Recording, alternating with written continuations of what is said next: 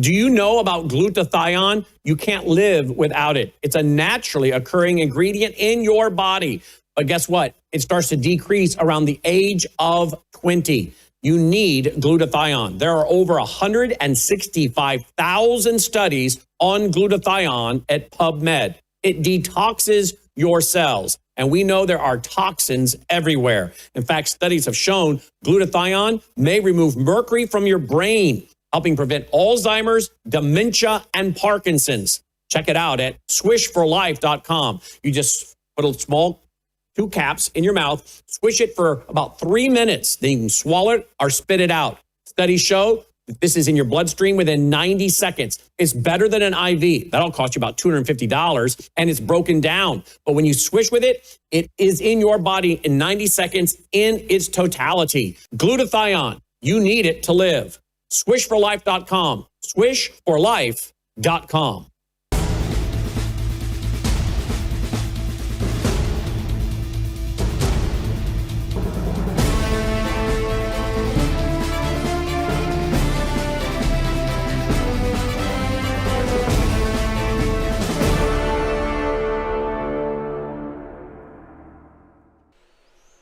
Good afternoon, everybody. Welcome back to Live Up to Freedom. And I am self-producing today, and you'll see me do way more of this than usual. So just pardon me for that.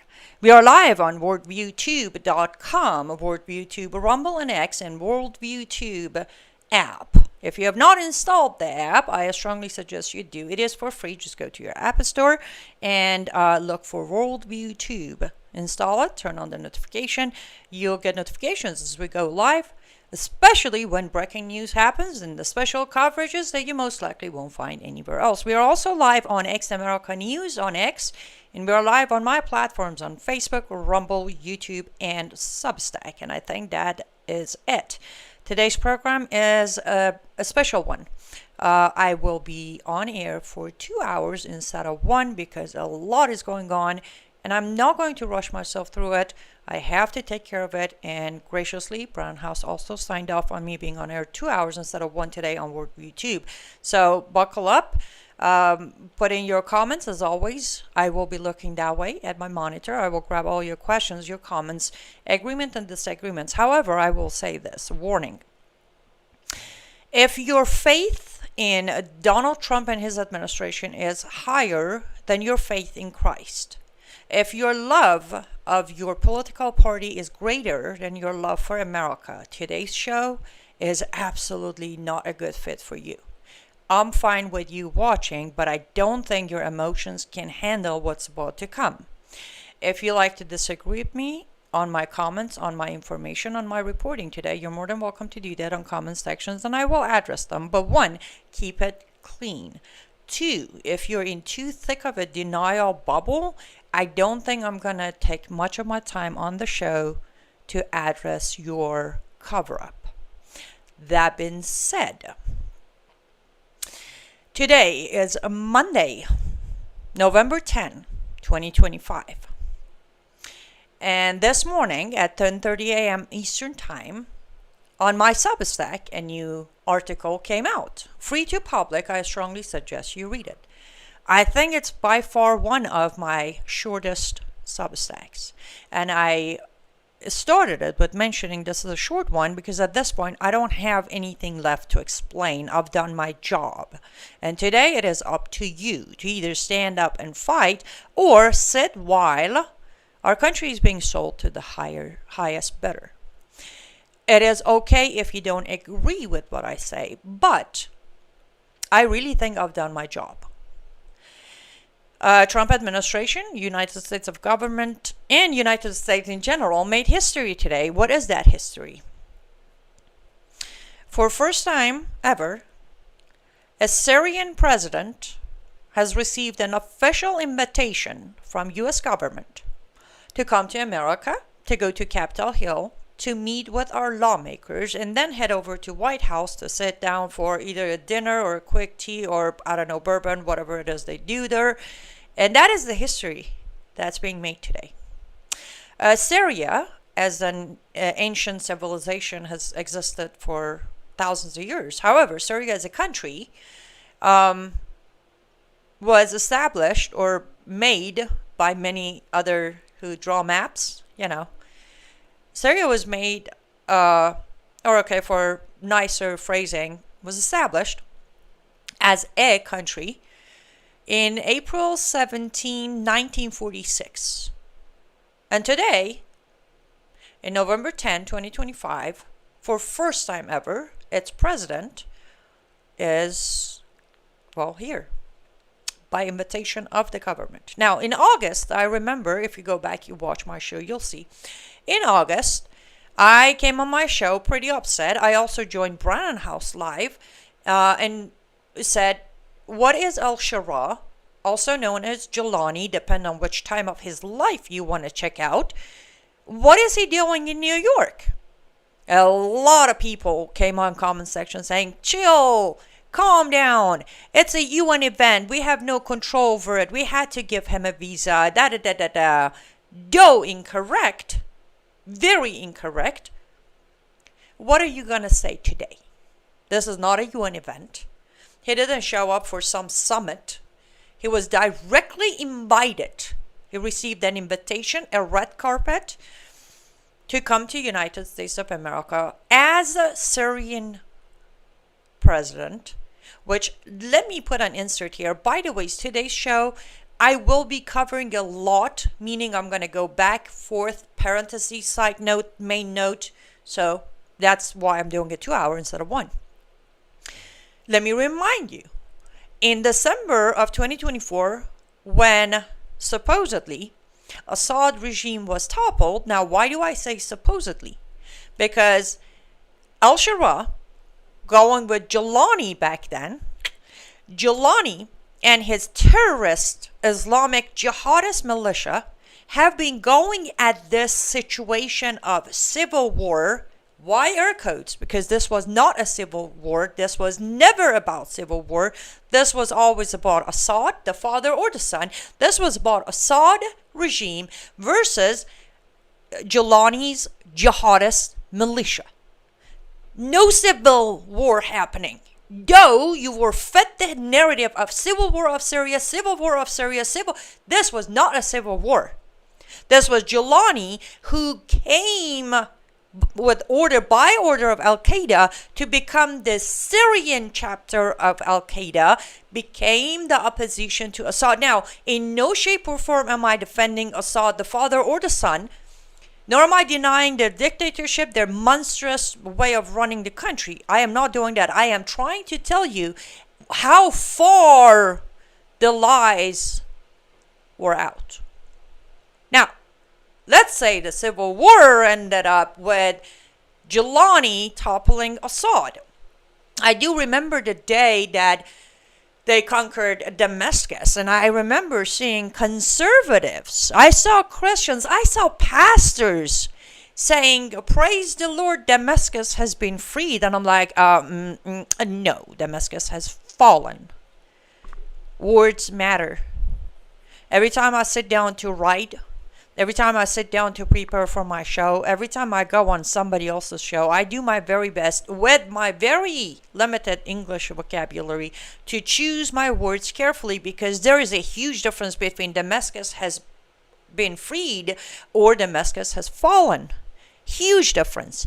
For anyone that day, back in December of 2024, who had the impression, idea, or understanding that Julani and his barbaric soldiers of Islam have freed the people of Syria, or they freed Damascus from Assad, either uneducated on the topic, absolutely delusional, or worse, Islamists themselves.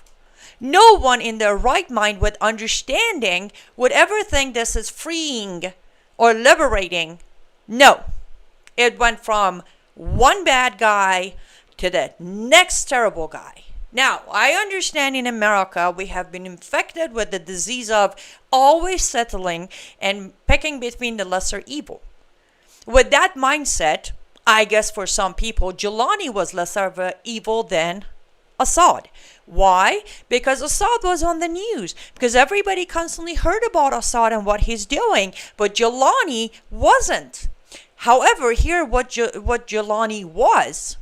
I invite you to read my very short bullet pointed, down to point, no extra fluff Substack from this morning. He was a hunted man by U.S. government. $10 million bounty on his head when he toppled Assad's regime. But that isn't information I have noticed most Americans don't go to check who's wanted or who has a bounty on their head. None of that. It's not a normal thing. They don't, like every morning they check their Facebook and Instagram and X and all of that, but they don't go check who wants a bounty. And our media wasn't plastering his face everywhere, or his name for that matter.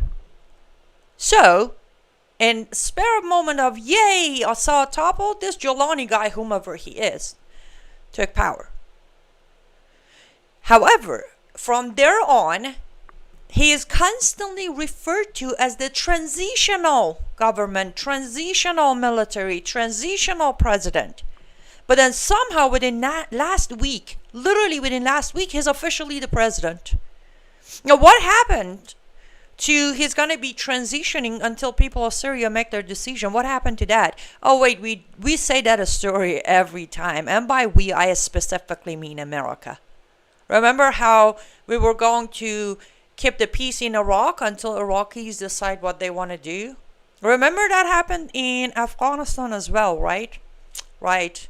Now it's supposedly happening in Syria. We decided for people of Syria that Julani will be your president, either you like it or not, regardless of the fact that somehow, again, as I mentioned on my Substack, I want you, anybody who thinks in any shape or form Julani deserves a second chance, show me your proof as to why, because I will show you my proof as to why he shouldn't receive a second chance. He shouldn't even receive the first chance. He shouldn't be removed from the bounty list or wanted list. His entire military that is now legitimized as Syrian military should have never been lifted from the terrorist list. Or you didn't, if you missed it, Trump administration did remove Julani's terrorist group from the terrorist list. They did that. Somewhere in June. In May, Trump visited Middle East and met with Julani. Then sanctions were lifted. Then his militia jihadists were removed from terrorist list. Then he was given a visa to come to New York. Today, he's an official guest. We love that, right? If last week, on Tuesday, on Wednesday, now specifically, let me narrow this down. I am talking to anyone who is a broadcaster. Anyone with a talk show, with a podcast, big or small, doesn't matter. If last Tuesday and last Wednesday, until today, on your program, in any shape or form, you were crying or yelling or were outraged over what happened in New York City with Mamdani, and today you're quietly sitting there reporting on all things except who's in DC, you are a disgrace. Your selective outrage is exactly what's driving our country and our people into the slaughterhouse. I have watched all day. My show wouldn't start until 4 p.m. Eastern Time, but my eyes are on the reports. Where is it? Where is the outrage today? Now I'm going to step it into the general population of America. If your Facebook and your Instagram and your X and your TikTok and all of your platforms have been concentrating on how New York City forgot, how Mamdani is a terrible Muslim Shia who's going to do this, and today and yesterday and Friday you have not said anything about who's in DC, my fellow American, you are part of unresolvable problems in America. Because your selective outrage is also adding to the problem.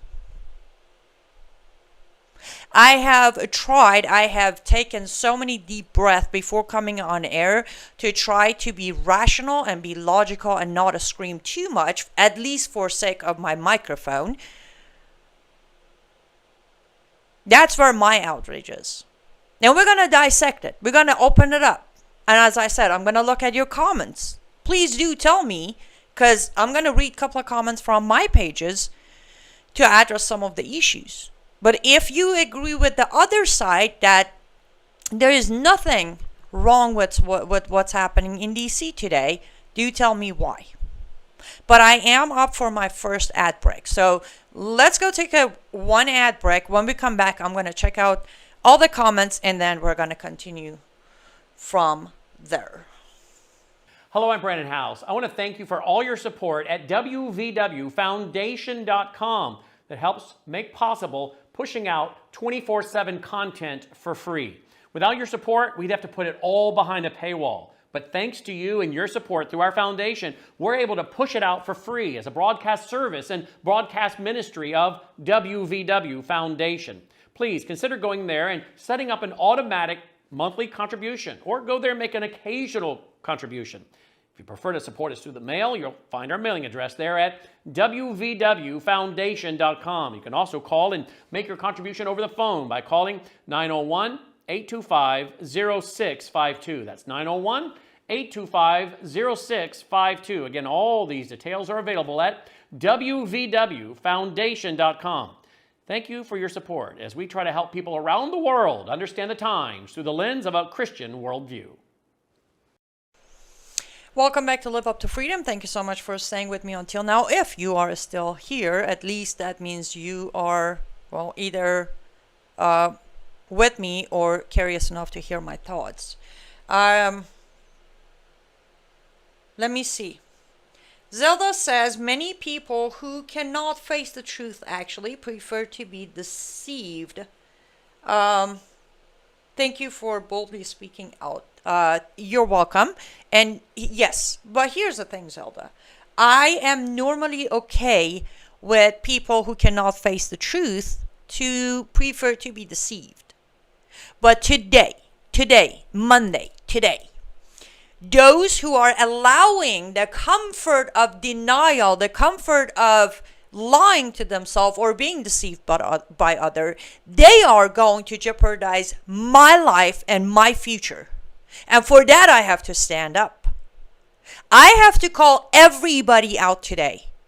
And I don't say my life and my future based on the fact that I'm an ex-Muslim, based on the fact that I have 12 bounties. No, none of that. I'm saying that based on the fact that I am an American who loves my God-given freedoms. Those who are okay with what's happening in DC, those who are covering up for what's happening in DC, those who even like what's happening in DC are jeopardizing my freedoms. Because the way this administration is going is what? Selectively selling piece by piece of our freedoms to our enemies under the banner of peace. Now let's go there. I want to actually read a couple of interesting yet disturbing comments on my Facebook page. I posted yesterday, I want to say, or sometime then, that al-Julani has arrived to DC. And that's a funny thing. You have an appointment to go to Capitol Hill and White House on Monday. Why is he arriving on Saturday? Why? He's getting a special tour? Yes, he was. Now, again, due to self-producing, I don't have any B-rolls, but you can find them easily. There are videos out there. al-Julani and his right-hand man are playing basketball with some of our military members. And you just watch this video, you're like, oh, how? How? On that comment of mine talking about DC, there are the following comments. Keep your friends close and your enemies closer, easier to stab them if they turn on you. Number one, I don't know when, who, where started this myth of keep your friends closer, keep your friends close, enemies closer. It's a myth. Use your logic. When you keep your enemies closer so you can stab them if they turn on you, You do realize the distance is equally the same opportunity for both ends, right? If you believe keeping your enemies closer gives you a better opportunity to stab them, have you ever thought about the fact that they might be, I don't know, 1/10 of a second faster than you? Because they're also closer. So by the time your friends try to get to you, the enemy who's closer already killed you. How's that for a rationality of keep your friend close, keep your enemies closer? Do you really do it in life? Do you do it in life? If somebody comes and robs your house, they're arrested, they go serve their prison time, they come out. Do you go reach out to them and say, hey, why don't you become my neighbor? Do you do that? No. No, you don't. Moving on. Next one, this one is one of my favorites. Relax. Trump knows exactly what he's doing. Relax? Bro, a convicted jihadist with blood of innocent Christians, Druzes, Syrians, and American soldiers on his hand is walking around DC with a red carpet and an invitation. You want me to relax? I don't know what kind of chill pill you're on, but I would say you probably need a week off of it. That same relaxed person follows by saying it's called negotiations. I can say the name of this comment because it's publicly on my Facebook page, Mark Smith. It's called negotiation. So let me ask you this, Mark. How far will you negotiate? When your city is conquered by Islam, are you negotiating your faith in Christ or are you negotiating your daughter? How about your wife or mother? Is that how far we're negotiating? Or have you lost all values, biblical and American, that you're willing to sit and hide behind Trump knows what he's doing? This is called negotiation. What happened to America does not negotiate with terrorists? What happened to that? Because I know these comments are coming from MAGA Trump supporters. Therefore, you're Republicans, you're conservatives, you love the Constitution, you're all about America. So tell me that. Where did your value of we do not negotiate with terrorists go? Where did that go? What is Trump negotiating with al-Sharia? Now let's step to the next part. Tell me, what is he negotiating? Al-Sharia signing the Abrahamic Accord? How is that a peace deal? How does that affect me and you here in America? Because legitimizing the guy, giving him actual invitation and a special tour of DC and White House does affect me and you. Did I mention on top of this, Syria is also getting their embassy reopened in DC, or did I forget to say that? Yeah, I kind of forgot to say that. How far are we willing to negotiate today? Is this the America, is this the conservative Christian society that's going to bow faster than anyone and negotiate their biblical values because they prefer peace? You're going to turn the other chick until, well, they chop off your head or they rape your daughter in front of you? Or do you think that's all made up? Because I'm pretty sure a lot of you during Obama administration were pulling your hair out. Your biblical values and American Judeo-Christian values were the top priority of your life. When Obama invited Muslim Brotherhood to White House, you guys were on fire.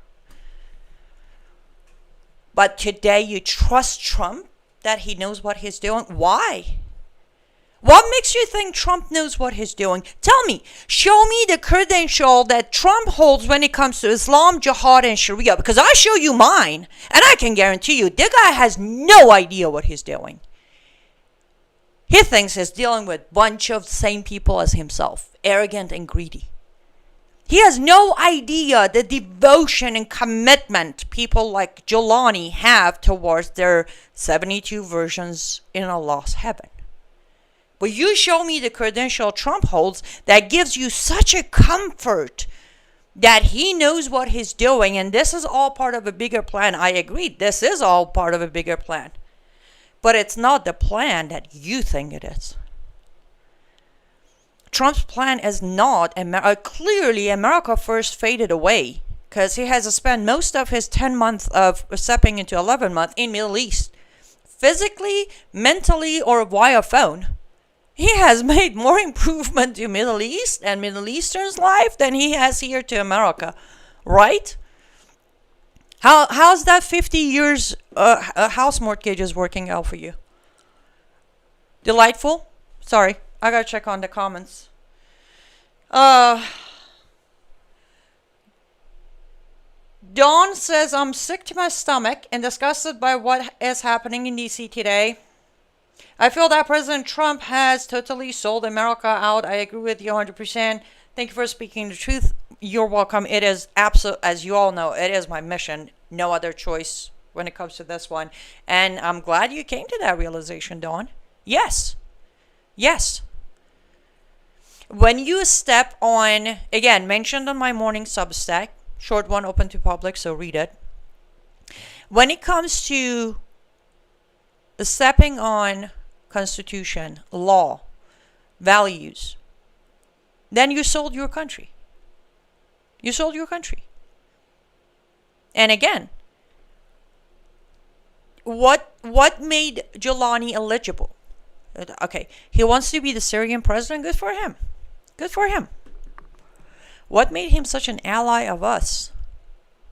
I will tell you what. Not us, Trump. He's a great ally to Trump right now. But what we see is him considered a great ally, great enough to have access to Capitol Hill, to have access to White House, and a special tour in D.C. Where is he going next? Bullet pointing again, just like I did in my Substack. Until December 2024, this guy is wanted. Crimes committed against humanity. Fighting against American soldiers in Iraq. Remind you, this man fought against our soldiers in Iraq.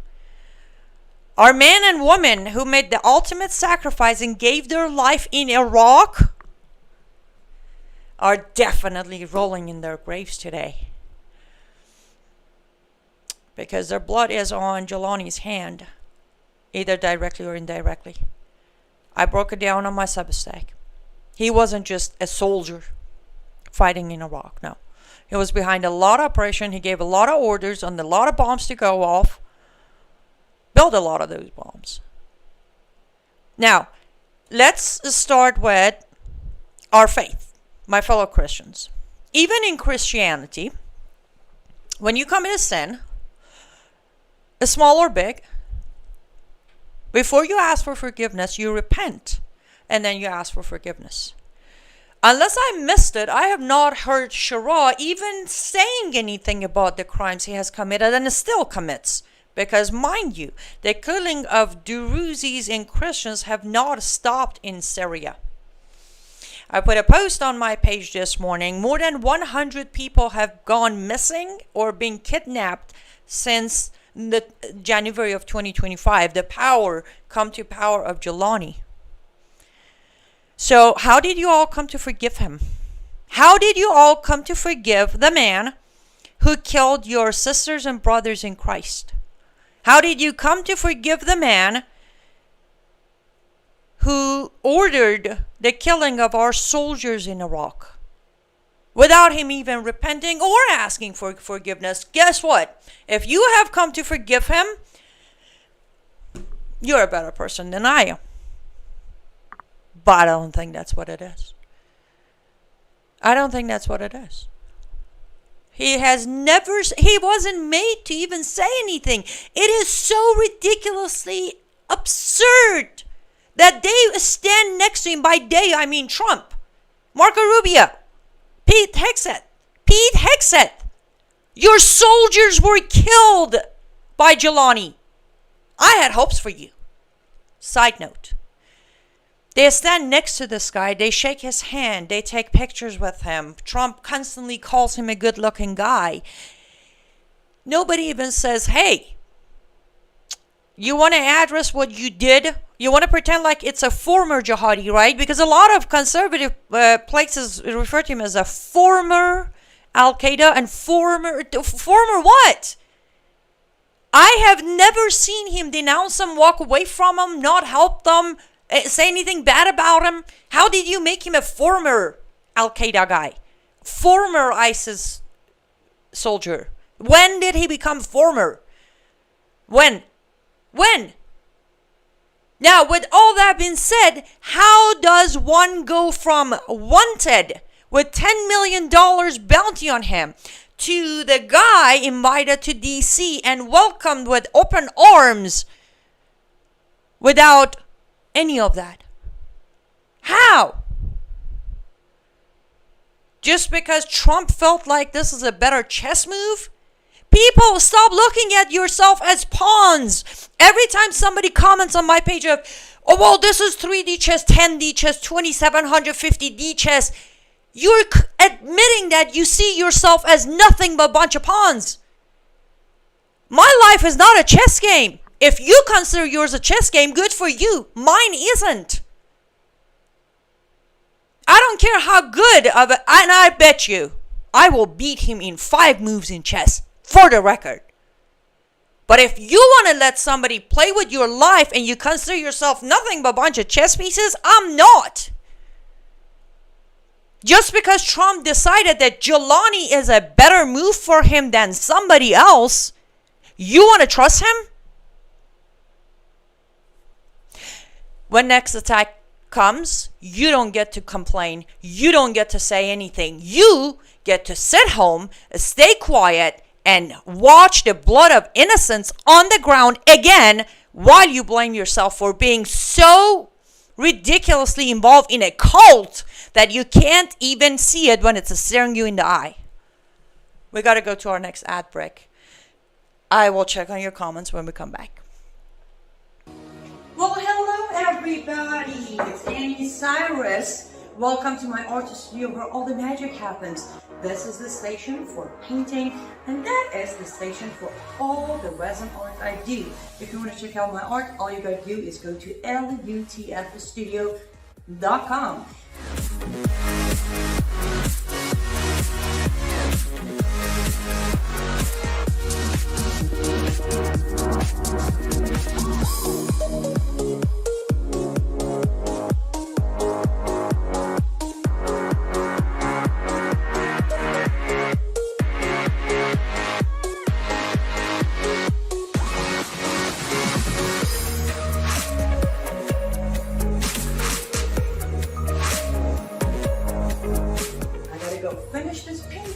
But I'm sure, for at least I hope, I'll see you at lutfstudio.com. Welcome back to Live Up to Freedom. Thank you so much for staying with me until now, if you have stayed with me until now. And yes, one of the 2 ways you can support my work, whomever is left by end of today's show, if you want to support what I do, lutfstudio.com. That's lutfstudio.com. Use promo code MISSION since our pre-Christmas sale is over. You can use promo code MISSION for 10% off. Also, if you like to place a custom order, you can do that right on the left side of the menu on my Etsy channel, Etsy store. You'll see that says place a custom order. Below that also says contact a shop owner. You can write me a message, tell me what it is you're looking for. We'll figure it out. Or if you see something you already like, just pick it up. I still have Christmas decorations and Christmas gifts available. lutfstudio.com. That's lutfstudio.com. Promo code MISSION. You can negotiate with evil. Barnabas says, he is a fool. Yes, and that's another thing. When people say, oh, this is part of negotiation, I'm like, why? Who is there a limit? Is there a time? And again, if it wasn't so if it wasn't so obvious, again, we've been here with Obama in May of 2025, this May, which is linked inside my Today Substack. I released a Substack saying when Trump played Obama. I was literally sipping on my coffee and laughing at the backlash because it was so insulting that how dare you compare Trump to Obama? Well, today I did the same thing on my Substack again because it is. Guess what? Obama invited Muslim Brotherhood to the White House. Trump invited Al-Qaeda to the White House. It's the same thing. Now, you can put a lipstick on a pig, but a pig is a pig. You can call him the Syrian president. You can call him a good-looking guy. You can put him in a suit. But the Al-Qaeda operator is the Al-Qaeda operator. And guess what? I can even go as far as saying Obama invited Muslim Brotherhood to the White House, that to this day, to this moment as we speak, Muslim Brotherhood is not a designated terrorist group. Why? That's a different topic for a different show. But they're not. So what Obama did wasn't a felony. On my Substack from this morning, I pointed out that it is a felony when you advocate financially, economically, for a previously designated terrorist, or if you arrange travel to US for them. Trump did both. Both al-Shura, aka al-Julani, the bounty was on Julani. This is the same person. Just because you change your name doesn't mean, that's what they do. $10 million was on Julani directly as an individual, and then his now Syrian military, HTS, was a designated terrorist group. They just lifted them. They just removed them. So come at me. What Obama did was not illegal. It was just disgraceful. What Trump did today is both. And Obama, now, those who voted for him, knew it or not, it wasn't secret. It was on the ballot, on the paper, on the ads, on everything was Barack Hussein Obama. Barack Hussein Obama. What did you expect him to do? Go bring Pope to the White House? He took his oath on the Quran. Donald Trump stood there and promised America first. Donald Trump ran his entire 2016 with videos of we have an Islam problem, we have a Muslim problem, a handful of moderate Muslim. The rest of them want to kill us with very, very bad methods. Oh yeah, their crime ain't even the same. Never did I think I'm going to say Obama's crime was less than somebody else's, but here we are today. And again, you can stay in your bubble. You can stay in your comfort and deny it all. You can even be offended. Thankfully, I still have the First Amendment where I get to be offensive and you get to be offended and vice versa. But it doesn't change the truth. It doesn't change the fact that this was all coordinated. Again, there is not a shred of evidence as HTS making any changes to their method of operation. However, Trump administration goes with, okay, we'll no longer consider you a terrorist group. Julani never faced trial. I concluded on my Substack this morning that the only way, there was one way, the only way to deal with Julani was he needed to be arrested and face consequences. Look at the consequences. What consequences? And on that note, I want to read another comment because this is where it gets scary. Marcus Smith continues with, you have no idea what's arranged behind the scene. Trust me, if Trump let this blank coming to the White House, it's because Ahmed al-Shura did not want to face the consequences of not showing up. Mark, you want to show me the consequences? What consequences? What consequences exactly? You mean the consequences of doing photo ops with Trump? All of their sanctions being lifted? Followed by all of their international sanctions lifted, just in case if you missed my reporting, thanks to Trump administration sending a letter to UN. UN lifted all sanctions on Syria last week as well, and then UK followed. This one is all on Trump administration. So what consequences? Shake his hand, sanctions lifted first from US, then UN, then Europe. Their debt were all paid off by Saudi Arabia, so he got a clean slate. Then He got an invitation making his...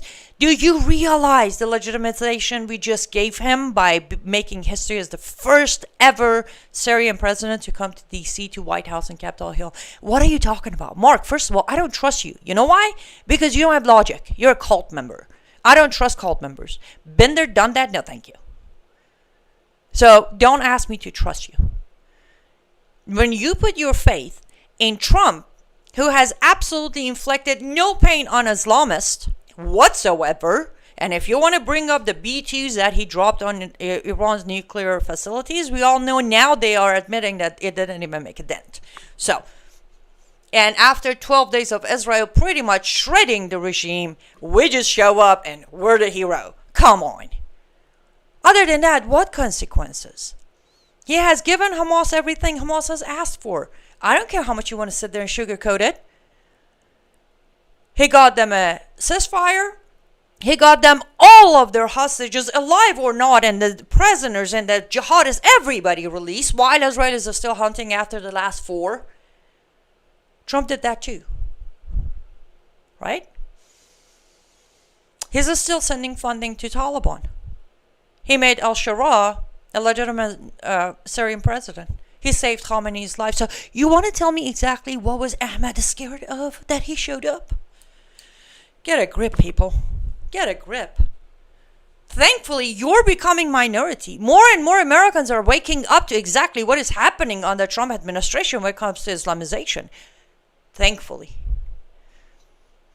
But one day you, by yourself, you will come to realize how badly you played a role in all the damages America is facing when it comes to Islamization. As I said, you were all outraged last week. All outraged. With Mamdani winning. Right? Not today. Mountain Ash says Trump has betrayed America. Yes. I said it on my Substack. And here's the thing. I wasn't. I was hoping I'm wrong. In May, when I started warning everybody on my Substack, on my program, on my interviews, that watch out, heads up. I was hoping I was wrong, but guess I wasn't. When it comes to Islam, Islamization, and Sharia, it is very hard for me to miss anything. I don't involve emotions with it, therefore I don't get the cloud of trust this guy and trust that guy and that guy. I just don't. And when it comes to Islam and dealing with Islamists, I don't cut anybody a break. Especially someone who's on their second term with the platform of the first time, being aware of the dangers that he is playing with now. That's even harder. How do you give this guy a break? You don't. Unless you're delusional. Unless, as I started this show, your faith in him is greater than your faith in Jesus Christ. Your love for him is greater than your love for America. Then yeah, you're part of the cult.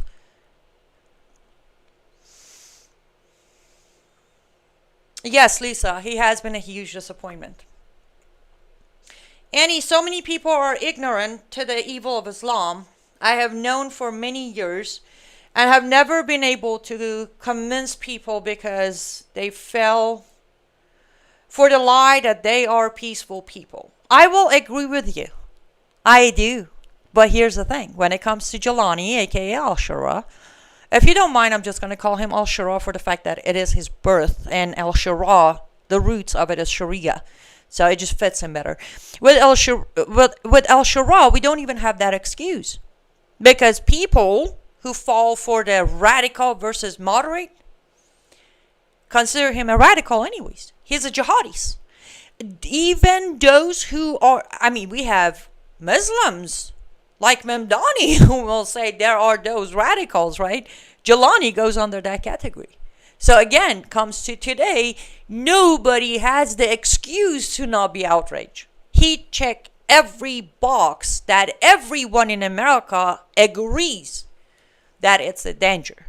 It's a no-no. It's the enemy. The fact that some people are like, keep your friend close, keep your enemies closer, they are already admitting that he is an enemy.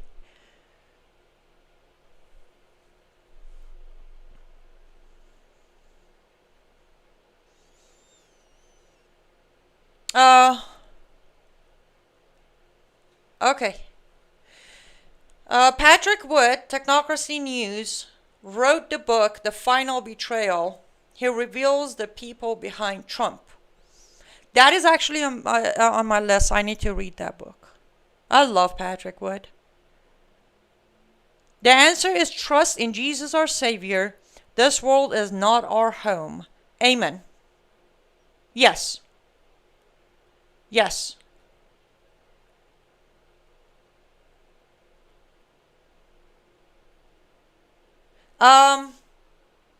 Sherry, can you rewrite that? Is he meeting with Amanda? Do you mean Mamdani? I have no idea who that is. If you could rephrase that question for me, I'll answer it. The strong delusion is happening. Hardly anyone is speaking out. I'm here. Don't worry. I won't be speaking out. I'll be screaming out. Because that one, no. No.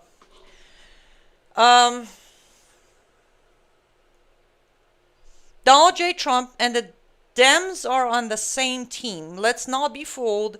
Some Arab billionaires financed by the US and Europe pay and blackmail Western players into introducing Islamic rule. John, I generally agree with what you just said. Let me do this. I have promised to keep track and not miss the ad breaks just because I'm self-producing. I don't want to take advantage of that. Let's go take our next ad break. When we come back, John, I want to talk about what you said because you got a pretty good point there. I'll be right back. We have a big announcement, folks. It's called Bella Melt. In the first week, you lost 3 pounds on this, right? That is correct. Your GLP-1 is a natural hormone that's in every single one of our bodies. And your GLP-1 lets you know if you're full. It's a satiety hormone. So when your GLP is working properly, it does help suppress your appetite as well as reduce those cravings. So what it's going to do best is it's going to reduce your sugar cravings or any other cravings you have in your body. It's going to suppress that appetite. But where Melissa got the most benefit, I think over the last week, was the L-carnitine. The L-carnitine tells your mitochondria, this is where you make, we talked about it before, this is where you produce energy in your cells. It actually tells those mitochondria to burn fat for fuel. MelissaHouseBG.com just now introducing for the first time Bella Melt with GLP-1 Fast Action. Welcome back to Live Up to Freedom. I appreciate you being here, and I appreciate you joining the conversation on the comment sections. They help. Make sure any of the ads I run here, I'm not very good at picking them because normally Thomas does it, but make sure to check him out if it is an item or a product or something that you can use. That way you can support the network that is supporting people like me by giving us a platform. Not only, forget about 2 hours. Forget it. Other networks won't even stream my show because I am too unfiltered. I am too controversial, apparently telling the truth nowadays, especially if it's something that's you're picking on Trump, then you're absolutely boycotted. Let's go back to John. You said Dems and Donald Trump are on the same thing. I disagree with that. Donald Trump is in nobody's team. Donald Trump is in Donald Trump's team. First time around, he was America. He was. Now, there are so many different scenarios I can put on the table here. I can't prove one versus other. They're just possibilities, and I don't need to do it. I don't want to do it. Point is, the version of Trump we got in 2025, winning the 2024, is nowhere near the original version of Trump. This Trump plays in one league and one league only, and that is Trump League. He is playing many of the Democrats' game, but not because he's on the same team as them. Trump has become his own team, and that's why I said betraying us, stepping on our values, breaking the law, none of that matters anymore. It's him and his agenda. And his agenda, unfortunately, is not about making America great again. It's not about America first. None of that. It's just his agenda. Thank you, John. I appreciate that. Mamdani, got you. I don't know, Shara. I don't know. And here's an interesting part. There is no, normally when this kind of stuff happen, Now, there's a public, especially on the White House, you can find a public timing. What time he's at the Capitol, what time he's at the White House, what time he's going. So I did not find any schedule for him. Is he meeting with Mamdani, being al-Shura? I don't know. I do highly think he will try, but I don't know if he will, especially because Mamdani is so busy right now hanging out with Bernie Sanders. I don't know if Mamdani would even have time. Oh yeah, let me try to read this one. Thank God Republicans won the shutdown. Healthcare premiums are now set to double and triple for more than 20 million Americans. I'm beyond thrilled. This is what conservatives live for. Lauren, I'm sensing a bit of a sarcasm there. Am I? Let me know if I'm reading, because I'm so sarcastic in my head to survive today. I'm reading that pretty, especially with the quotation mark around one. So I'm picking up on a little bit of sarcasm, possibly. Okay. Sorry. Okay. Back to it. I want to try to conclude the first hour on Julani. So, bottom line is, if you want to defend Trump, again, that's your right. You can do it. But I want you all to try to remember, because I know at the same time human nature is forgetting. You know, we forget things, especially if it was something that we played a role in that ended up being a negative feedback. Trump administration has allowed Julani and his murderer jihadist militia grow so fast in less than a year. I repeat, it's been technically 10 months. 10 months. In 10 months, Julani in Syria and outside of Syria has gained too much power. And I want you to remember again, Julani, at the end of the day, is an al-Qaeda soldier. Okay? Now he has full access in. As I said, Syria will have an embassy or reopen their embassy. And here's one thing you need to think about. Put me aside. I'm just some Islamophobe with bad experiences as a child, yada, yada, yada, whatever you always say. Think for yourself. Assad was the terrible dictator. However, Assad did not have a militia, jihadist group. Did he fund certain acts of jihad? Absolutely. Did he kill his own people? Yes, he did. However, he didn't have a resume as an awarded jihadist by all alphabet soup of jihadists out there. And America stood strong against him. From UN sanctions to US sanctions to Europe sanctions, to no visits allowed. But then somehow we're giving this new guy who has a worse resume, clearly more evil than Assad, more blunt and daring than Assad. Ask yourself why. Why? We were not in conflict in Syria. So for anyone who says Trump is looking for peace, we were not in conflict with Syria. So what peace? Nobody was in conflict with Syria. It was Bashar versus Assad. Bashar wins, Assad runs. End of story. So what peace? That's your first scenario that fails to prove itself. What peace? There was no conflict between Syria and filling the gap. There wasn't. There wasn't.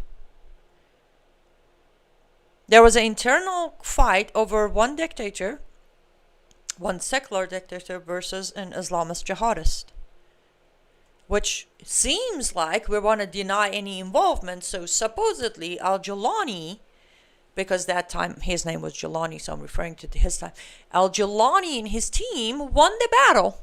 We're pretending we had nothing to do with it. Pick on my words.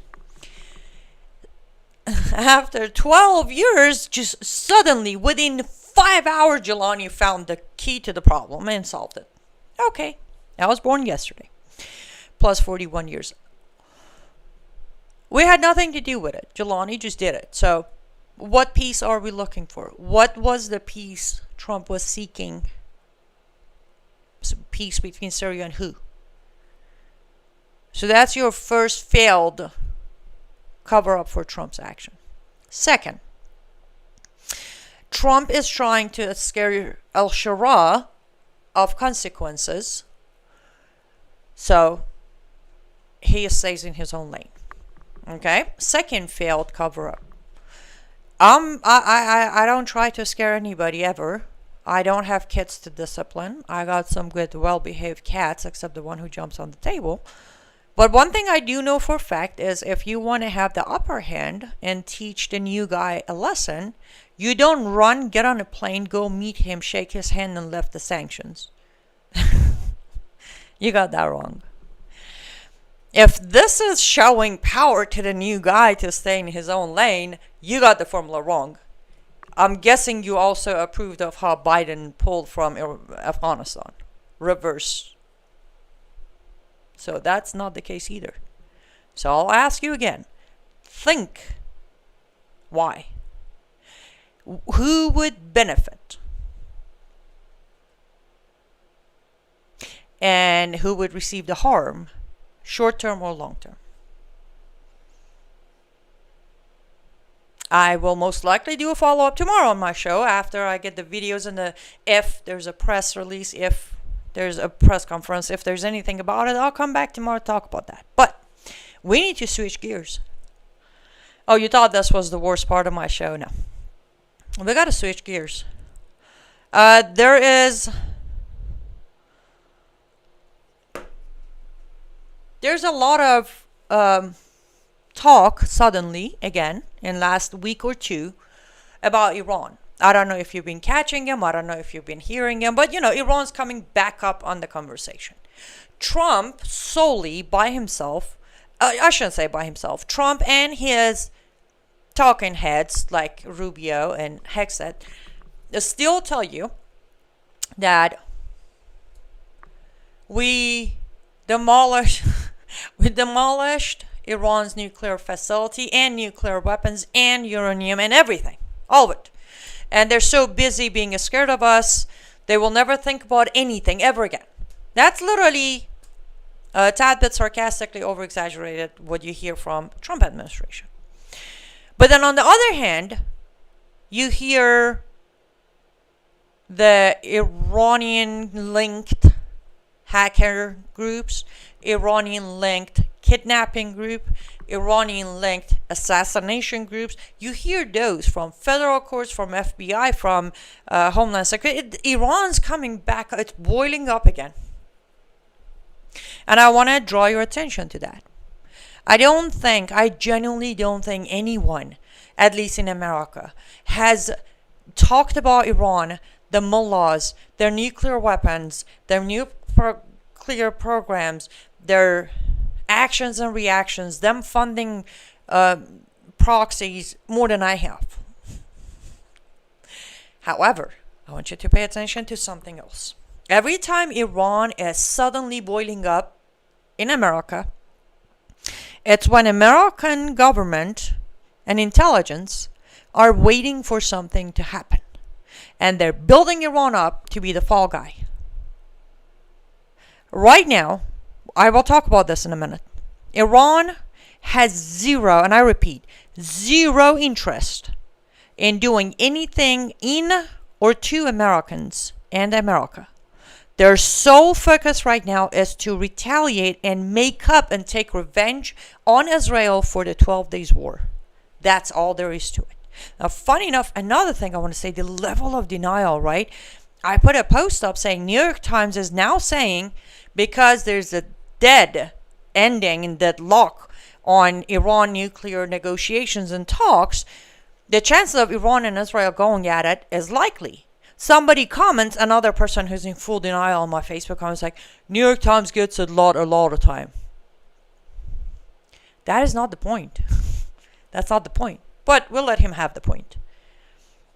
The reason Iran's name is circulating around again, it's because Iran's going to be the fall guy, whatever happens next.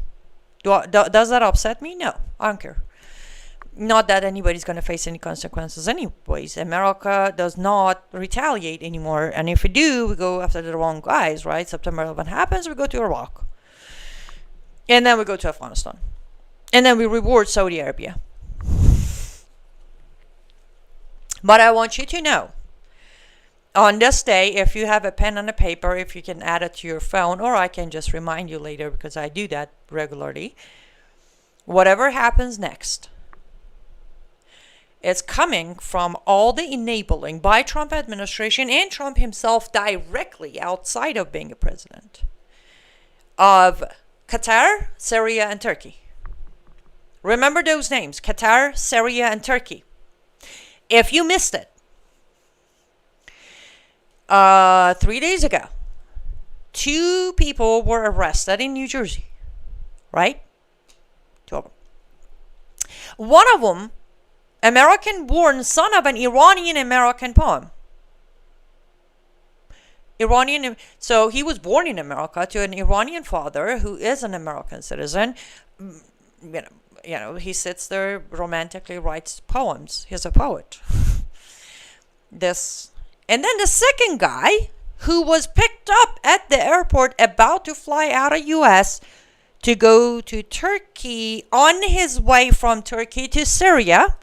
Turkish person, the second person is Turkish. They were both picked up with ties, or allegedly ties to ISIS plot of Boston Marathon bombing style of attack. I don't know if you heard that anywhere else, but it is on my Substack, it is on my Facebook. I reported it the day they were arrested. But it didn't get much coverage because this kind of thing don't get much coverage anymore because we want to pretend that, you know, Turkey, Syria, no, they're great people, they're our allies. So that's where this Iran thing is coming from. Consequences don't exist. I personally, you know, since the 12 Days War, I took it personal. I have been upset. I am still upset. I am very furious that the best opportunity, not just for my people in Iran, but for the whole world to be freed of these mullahs, was stopped by Trump. And from there on, this was late June. So we got July, August, September, October, now in November, 5 months later, Trump's still just yapping on, not lifting a finger to put any pressure on the regime of Iran. The regime of Iran has rebuilt their stuff, their missiles, their military, their generals, everybody they lost, they already recruited.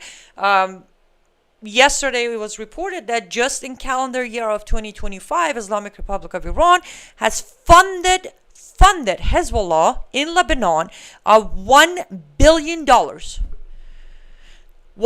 billion, just Hezbollah. The very Hezbollah that our tax dollar paid $230 million to disarm. And they are not disarmed. And we could have used that money ourselves because I don't know about your areas, but inflation is pretty much skyrocketing. So right now, we are busy building Syria, apparently make Syria great again, through al-Shura. We are becoming quickly buddies with Turkey. Now, again, you don't believe me, that's all right. Just go do your own research because I might be making things up since I never do that. We're becoming buddies with Turkey. Of course, we had Erdogan in the White House. First, we were thinking about it. Then we decided, okay, fine, we're going to start selling them F-35. And then Turkey came out and said, we're sending heavy weapons to Syria.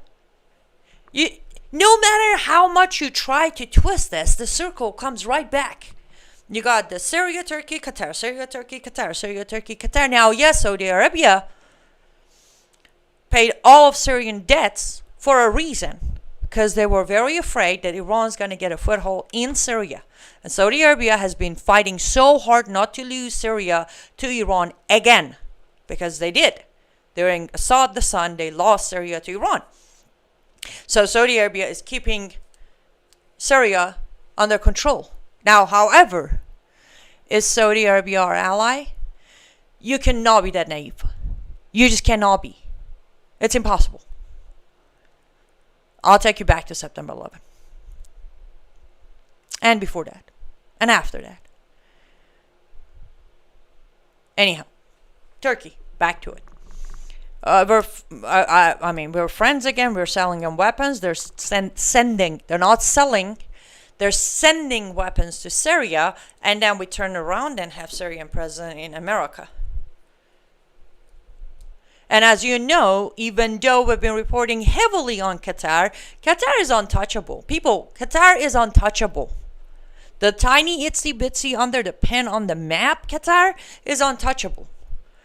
Because they own the entire Trump family. Not just Trump or Kushner, they own the entire Trump family. And now, reports are coming out that it seems like Saudi Arabia is getting part of that ownership too. Saudi Arabia is investing with Jared Kushner. From there, we're going to have Jared Kushner investment again, like the 666 Fifth Avenue of New York. Now, Jared Kushner and all ties to him are going to be owned by Saudi Arabia. And every country I'm naming, number one, somebody, I guess rightfully so, criticized me of, I am tired of you shoving Israel down my throat on every show. Don't watch. That was my response. And this is my response to everybody. If me talking about Israel and its safety bothers you, then don't watch. I cover plenty America.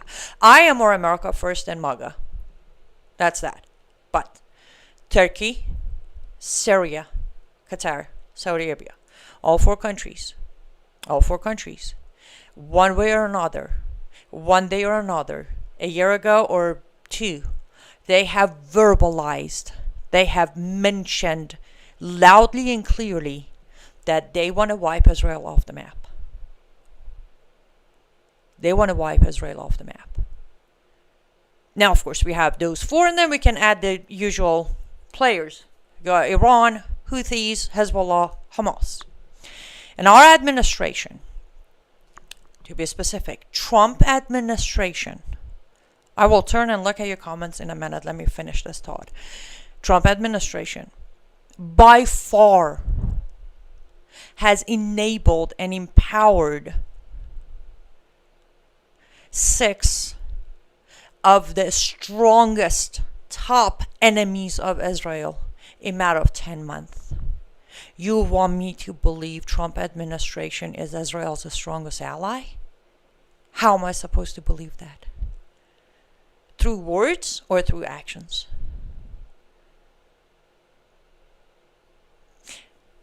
I'm not going to say my fellow Americans, because a lot of Americans, they don't care what happens to Israel for lack of knowledge, right? My people will perish for lack of knowledge because they rejected knowledge.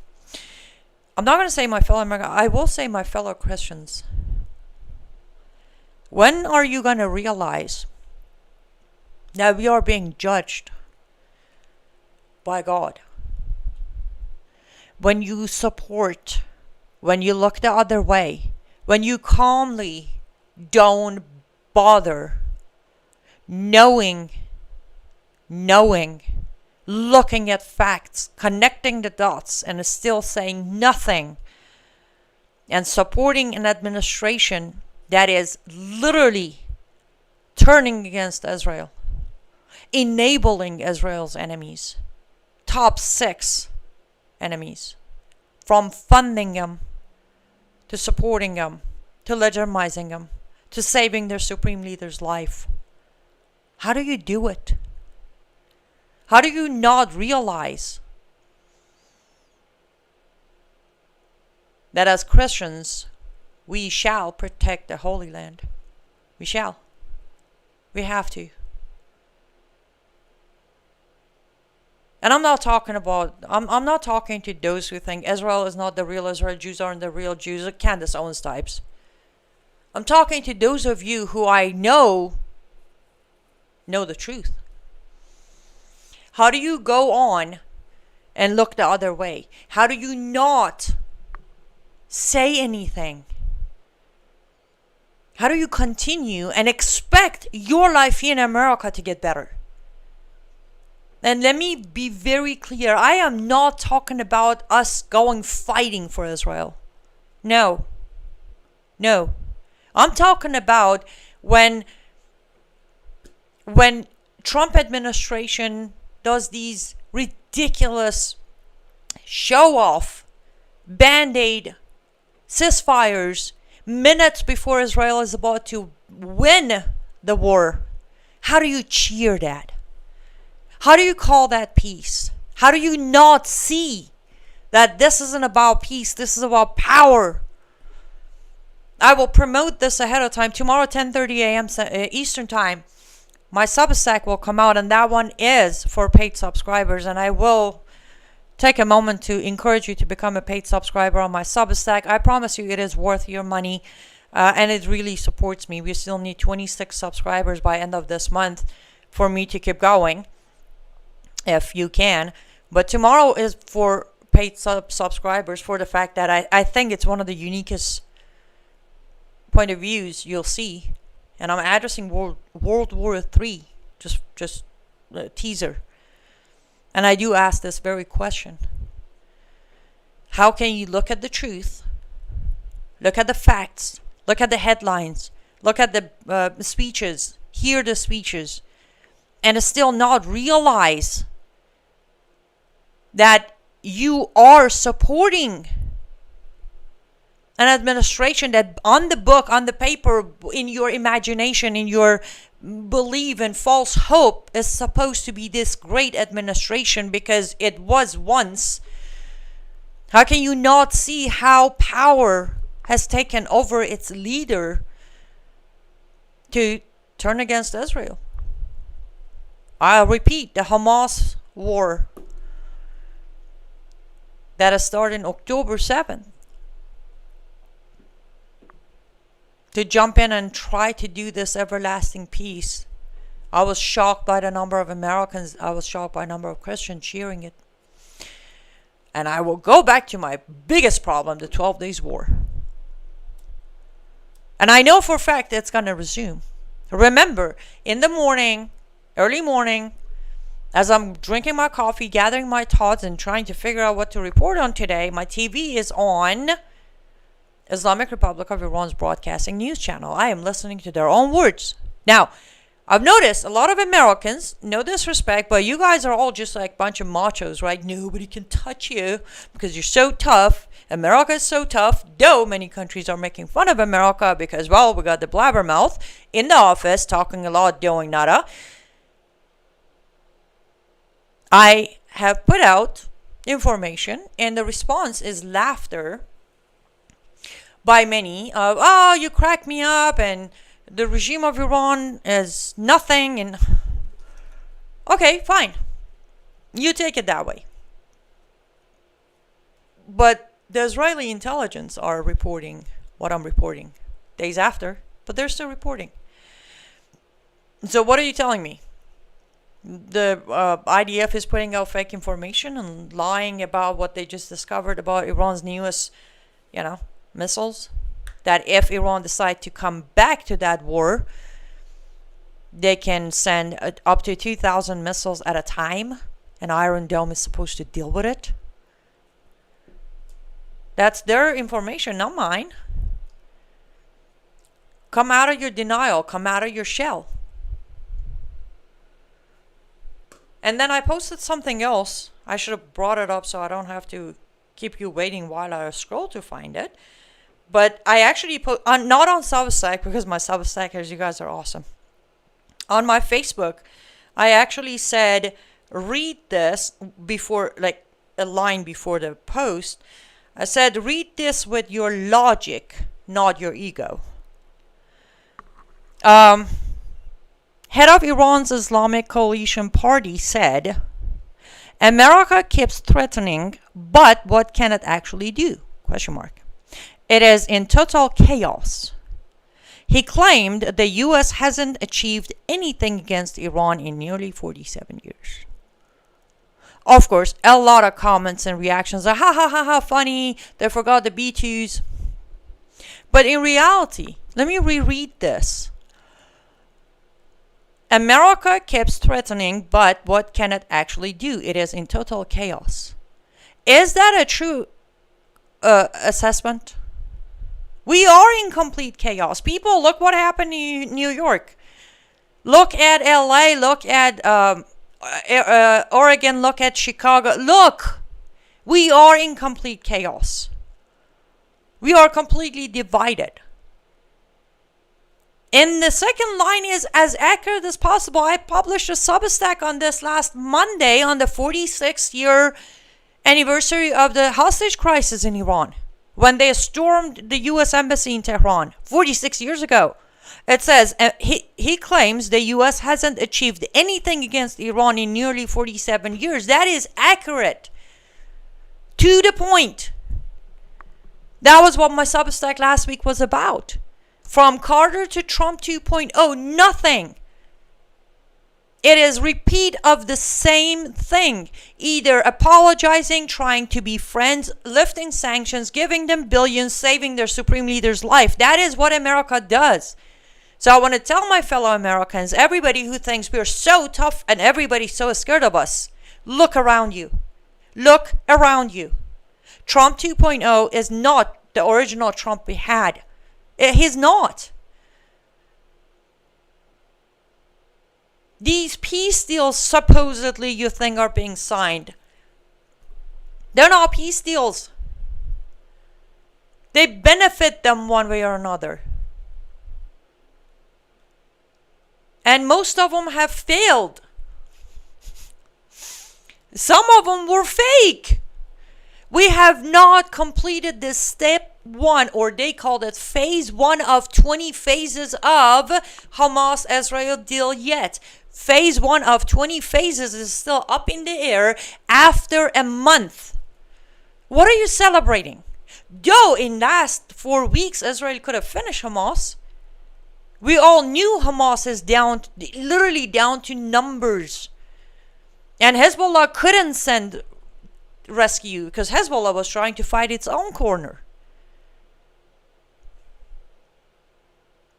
1 month. Now, I'm not saying Hamas would disappear and be done forever. No, but this war was about to end. Like Obama, like Biden, Trump came in and did the same thing. Buying time for them. Them being Hamas. Hamas being the enemy. Sworn enemy of Israel. I almost missed my next ad break. Let's go take our next ad break. When we come back, I promise I'll read your comments. Hello, I'm Brandon House. Is the government tracking you? Do they have access to all your data? Well, if you go to worldviewtalk.com, you'll find out about a cell phone company that, well, does not store your data. They don't do that. This is what they're known for. They don't store your data. You have privacy. You're not being tracked. That's why a lot of folks are turning to worldviewtalk.com. You'll find their prices are very competitive. All the details are there at worldviewtalk.com. Again, worldviewtalk.com. Oh, while you're there, not only do they have cell phones that aren't tracking you, you can find out about how to get a satellite phone. Should the whole system go down and you want to communicate with a family member or a loved one, you might want to have a satellite phone. Or how about their solar generators? They have great solar generators. Check them all out right now. Worldviewtalk.com. Worldviewtalk.com. Welcome back to Live Up to Freedom. Thank you so much for putting up with me for almost hour 20 minutes. That's tough. Okay, comments. I promised. Barnabas on Substack says, there is no peace until the Prince of Peace rule. Thank you. Yes. But how many people are paying attention to that? How many people even care for the phrasing that's being used by White House? No. Now, I will tell you this. If these phrasings like everlasting peace and peace president and all of that was used by, I don't know, let's say Biden or Kamala, whew, the level of belief in Jesus in conservatives would be skyrocketing. And that is another part of, if you want to be selectively outraged, be my guest. But don't sit there and be a selective Christian. I mean, for your own sake. I'll do my own thing. Israel maintains a lookout post to protect, as much as possible, the Druzes, the Christians, and other minorities. Yes, Zelda, I know they're doing that. But here's a problem. I wasn't planning to go there, but let's go there, since I do have a little bit of time. One of the reasons Shara is here, al-Shara is here in DC, one of three reasons, there are three agendas, but one of them is because Syria is going to move forward with making friends with Israel. What is Bibi doing? What are you? Why would you go make friends with al-Shara? Why? So they can twist your arm that you can't even protect Druzes? At least right now you can do that. See, that is the problem. The Israeli government should, when I said this the first time, in 2020 is when the first time I said to stop answering the phone. When American presidents, whichever one of them, when they call you, just ignore the call. Do what is best for you and your people. I'm not going to sit here and say America first and then not tell Bibi or anyone who's in power in Israel first. Do your thing. We're not helping you.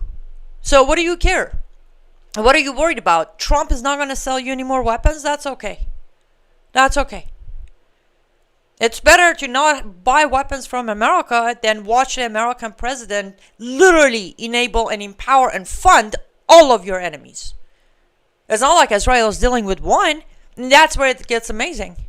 Why would Trump administration go specifically and pick the enemies? Why? Again, who benefits? Who benefits from this?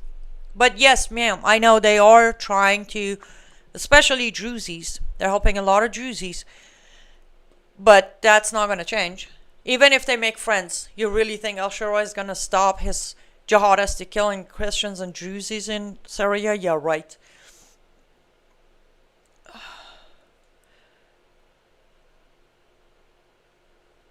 So many fools today. I don't think it's fools. I really think it is the comfort. The fear has taken over. The fear has taken over. It's not being a fool. They know the truth. They're hoping by being appeasing. Somehow, that's the thing. Remember the whole story of red-green axis? It all started where it all started. It's the fear. It's the weakness. Too many weak people. Too many people, I've said this many times, the people are so afraid of dying. Now, different reasons. Some are afraid of dying because they haven't reached the comfort of knowing they go to heaven. Some are afraid of dying because they don't know what's on the other side. Some are afraid of dying because they have so deeply attached themselves to this world that they don't want to lose it. Anyways, the fear of death. And it's a human society thing. It's not Americans, Europeans, whatever. It's the fear of death has always been a factor in human society and human behavior. So it's that fear. If we don't provoke them, if we don't poke at them, if we look the other way, if we consider them friends or allies, they may not kill us, they may not rape us, they may not attack us. That's what the weakness. I think it's more than fools. Because honestly, there is too much information for people, for anybody to say, I didn't know. I don't know. I just don't buy it anymore. Unless they were under a rock or something.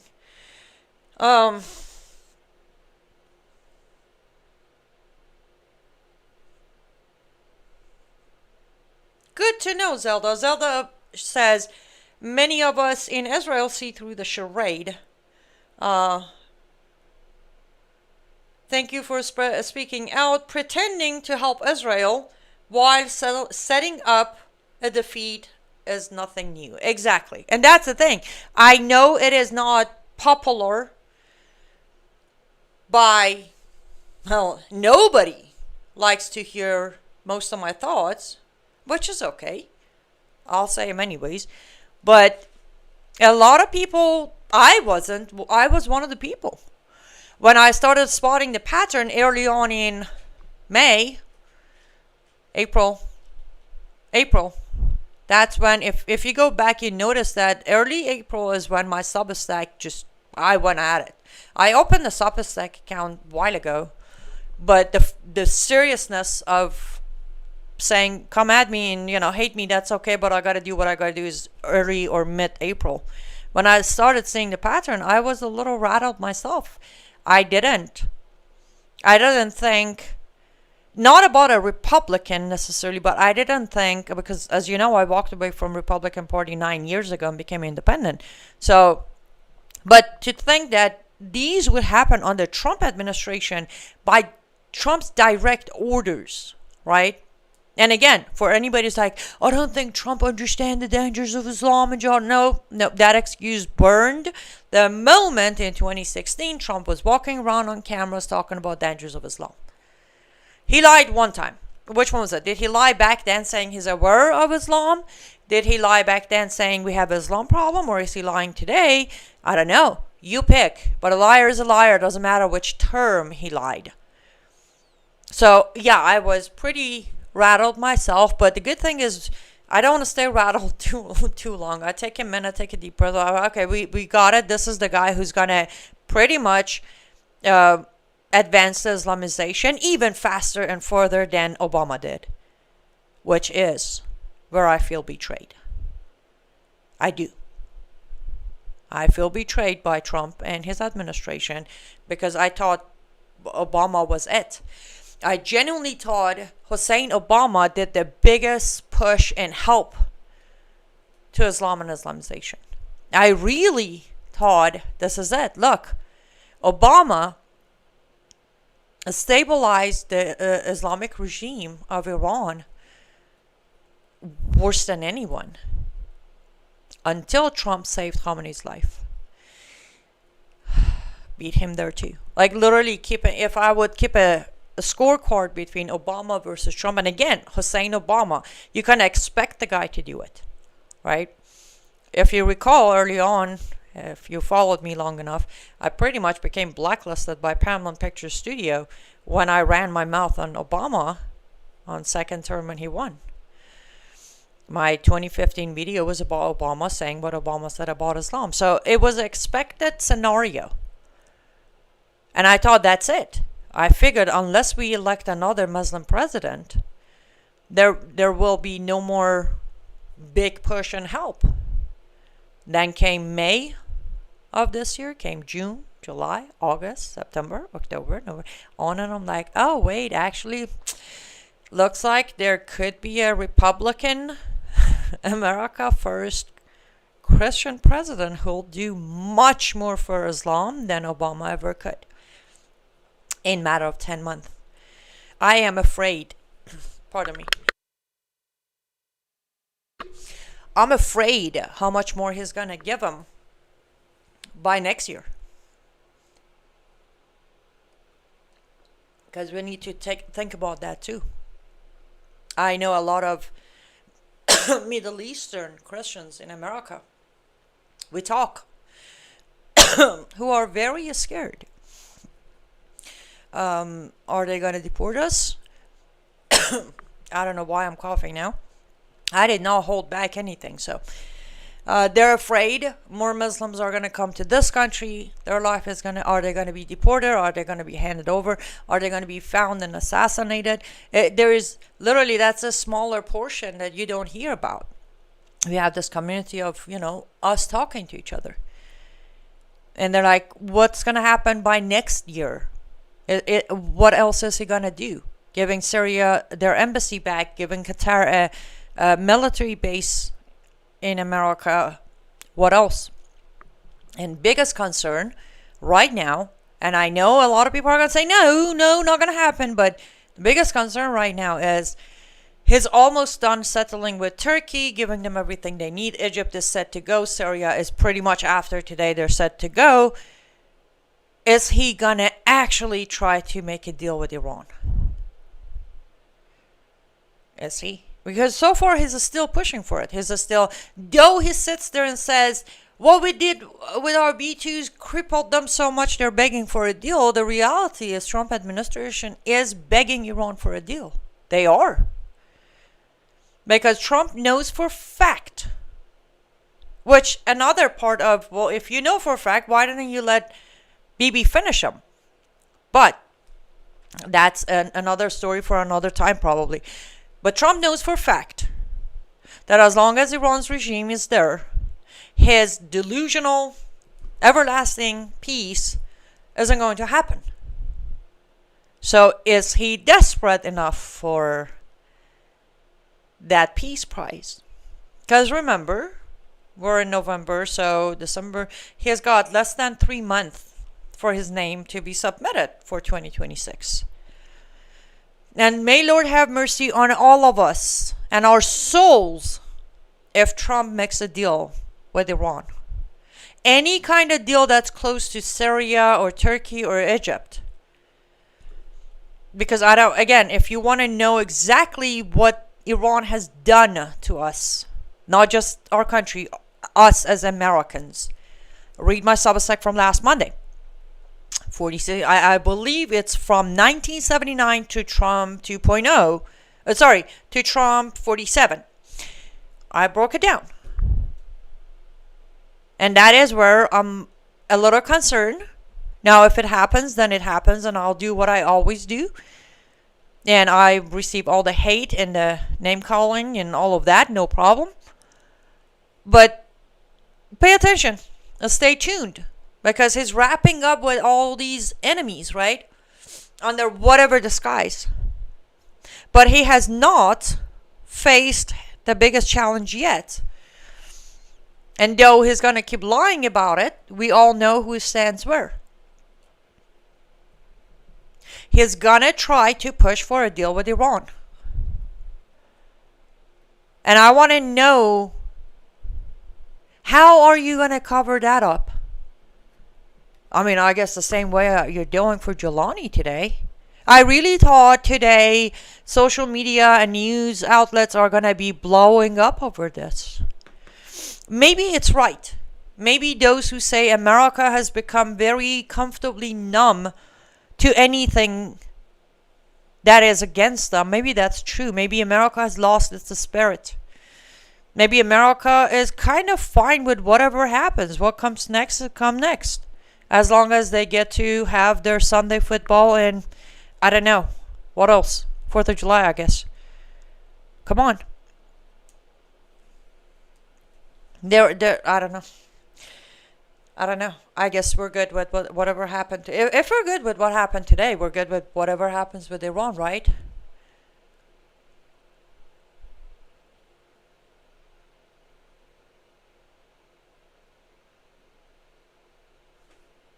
Just trying to oh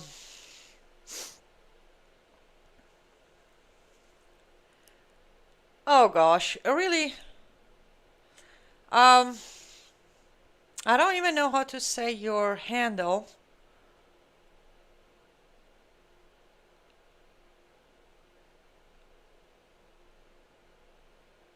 Iran fought ISIS in Syria.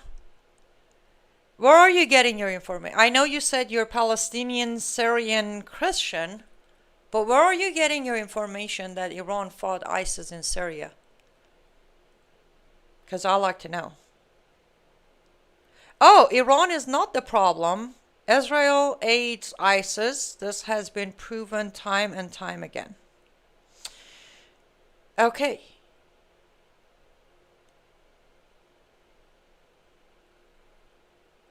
You're the person I warned at the beginning of this broadcast that I will not waste my time on. If as a Palestinian, Syrian Christian, you think Iran is not the problem, Israel is the problem, why don't you do me a favor? Actually, stop watching my show. Go grab your Bible. Do me a favor. Read your Bible, right? If I don't know, yeah, just read the Bible. Where do you come? Like, where do you forget that? Where you read them or see them? Like, how do you wrap your head? How can anybody wrap their head around the idea of Iran's regime is not a problem in the Middle East? Like, how far is your head up? You know where for you?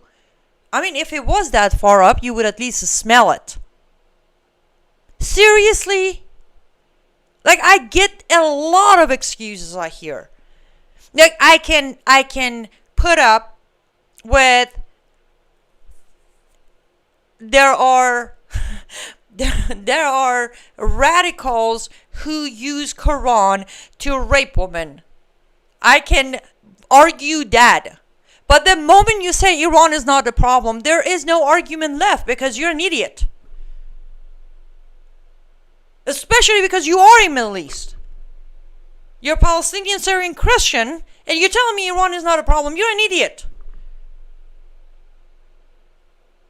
And here I was trying to be polite today. I was trying so hard not to be mean today. Just read your comment and then read it again and then go look in the mirror. Because you seem to be part of the problem too. Anyways, let me not get too mean or too distracted. I need to take one more ad break, guys. I'm going to take that ad break and then we're going to come back and we're going to conclude. We need to touch on Pakistan and Afghanistan before I wrap up today's show. I know it was too much. I know it might have been overwhelming, but it had to happen. Anyhow, don't go anywhere. If you don't have a stupid comments, please continue commenting. Any questions, any last comments? I do have one question I will address at the very end. I saw your question, but I figured it's better to answer it at the end. I'll be right back, guys.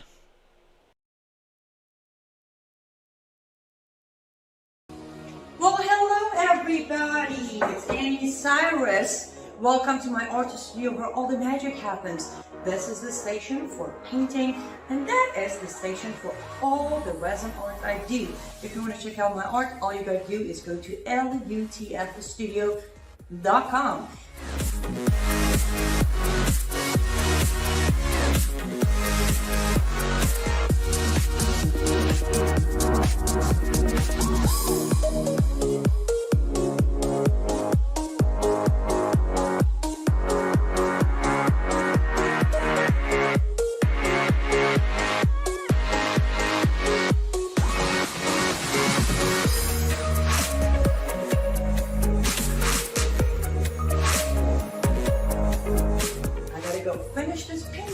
But I'm sure for this, I hope I'll see you at lutfstudio.com.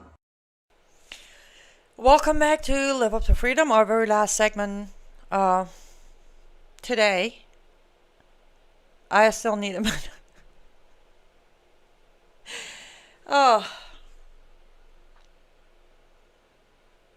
Some comments are so dumb.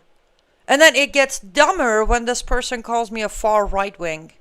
Like, where were you when I'm sitting here criticizing Trump and Republicans and like, anyhow, I guess that's the price to pay when, you're on internet, right? There are plenty of, there's a saying, I don't know if you've heard it, I don't even know who I heard it from. It's like, there was a time when we thought a lot of people are stupid because there is not enough access to information until internet arrived. And then we realize lack of information isn't the reason people are stupid. It's by choice that they're stupid. Anyhow, okay. Let's touch on Pakistan real quick. No, let me conclude on Iran before I touch on Pakistan real quick. So, Iran has, not based on my information, their own information, Israeli information, some coming from our own government, very hugely concerned is the agency and some European countries, especially those who did the snapback on sanctions, that not only there was no pushback in the progress of nuclear bomb after we dropped those B2s, they safely moved over 400 kilograms of enriched uranium, which by now the agency is saying there were 60% enriched. Anyhow, agency is very concerned. Europe is very concerned. Israel is very concerned. Trump is not concerned because his B2s apparently did the job, but the rest of the world are realizing that the B2s didn't do the job. Bottom line is, pretty much nothing has changed as far as nuclear of Iran goes, as far as their facilities go. The new facility on Kolang Mountain, which I have a Substack on that, if you want to get more information, free to public. It's pretty much unreachable. Forget about B2 or B7. It can be 3D. It's just not going to affect it. They're building, they're progressing, and we're doing nothing about it except a bunch of talking. The United States of America is reaching out, trying to get them back on the negotiation table, and Khamenei is standing saying no. I literally heard that from him. His Friday morning speech was, our issues with America, which that's the honest thing he's saying, it's the truth. Our problem with America is not over technology. It's the difference of ideology. There will be no negotiation directly or indirectly. And if they want to come get us. That was his recent Friday prayer speech. That's for the Supreme Leader. That's where we're at. Now, how far Trump is going to try to get them to negotiate, or are they going to attack Israel first, or is Israel going to resume and ceasefire? All of the above possible. But I would prefer if there was no negotiation with Iran. You all know why. If you don't know why, check out my Substack. Bunch of information there for you to know why Iran is a problem that should not be negotiated with. Moving on to Pakistan real quick. I have been one of the very few voices out here that has repeatedly said that rightfully we should worry about the regime of Iran, the mullahs of Iran, reaching a nuclear weapon. However, we should also stop Pakistan from having them. Now they have them, we got to be very careful because it's Pakistan. It's Pakistan. It's a country, newly born country, that has not in its history, it doesn't have one single prime minister that could finish their term. They were either assassinated or they were arrested, convicted, and put in prison for corruption. That is the government you're dealing with. Now, they just added an amendment to their constitution. Ladies and gentlemen, Pakistan has put the control of its nuclear weapons of estimated 170 nuclear weapons ready to go to launch. They put the power and control of it in the hands of their military. Prime Minister or President, or no. The military of Pakistan now controls Pakistan's nuclear weapons. This is the result of Western Empire butting in, creating countries, thinking they somehow know how to keep them under control, allowing them with their history. The reason Pakistan was even created is because they wanted all non-Muslim Indians dead.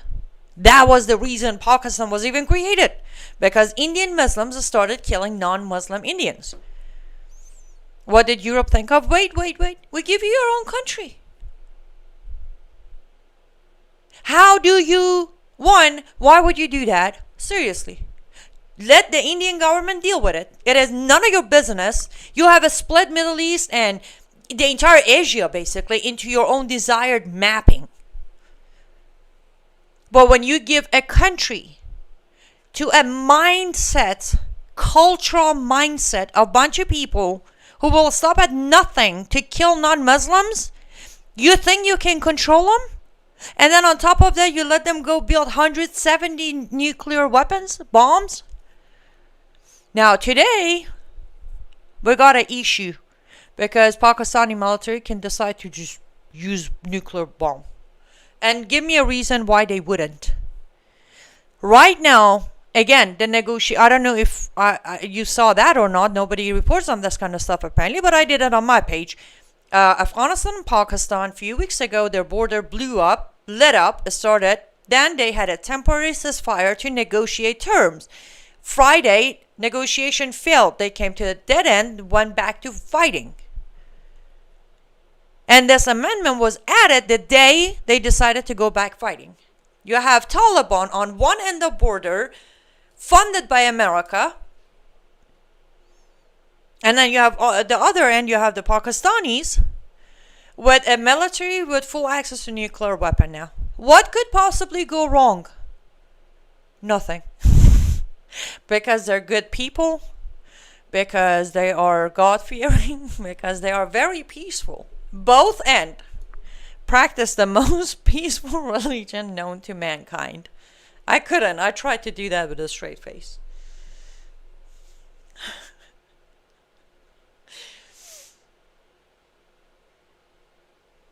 Sorry, just trying to read that comment.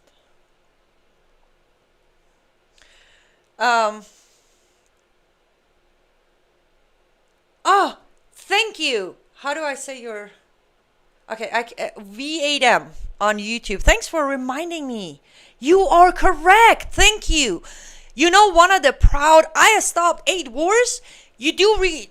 I forgot, but V8M on YouTube just remind me. One of them was when Trump stepped in. Oh, hi, Emma. And stopped India from damaging Pakistan's nuclear recently. Remember when India and Pakistan were going at it and said, I stopped the nuclear war. There was no nuclear war. India was trying to get rid of Pakistan's nuclear weapons.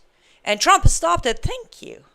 I can't believe I forgot that. There is so much to remember as far as enabling and disabling and saving Muslims over non-Muslims in the Middle East by Trump. It's hard to keep track. Anyhow. So that's where we're at. Like, you take a glance at that side. Again, I bring it back home. My fellow Americans, as you celebrate I don't know what, as you proudly say the alternative would be worse, just how? Like at this point, how could alternative be worse? We would be silenced. We meaning people like me. It's not like I got much of a voice. The shadow banning on Rumble, the pro-conservative platform, I literally had people tell me that I go to your direct link and I still can't watch your show on Rumble. X, I can't even post on X anymore. So, seems like no matter which side is in power, somebody's going to get shadow banned and censored, depending on whose ego you're boosting. But as you celebrate whatever it is you celebrate, number one, don't put your guard down. As much as you think Trump has made America much safer, that is an illusion that when it bursts, and if you're not ready, it's gonna knock you, you know. So don't put your guard down. Secondly, if you don't want to come out and admit that Trump administration currently is aiding the Islamist and jihadist, that's all right. However, do not defend their action either, because you are putting lies out there.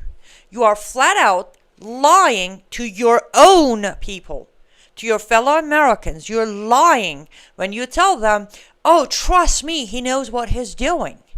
Because we both know he doesn't know what he's doing when it comes to securing our safety here in America.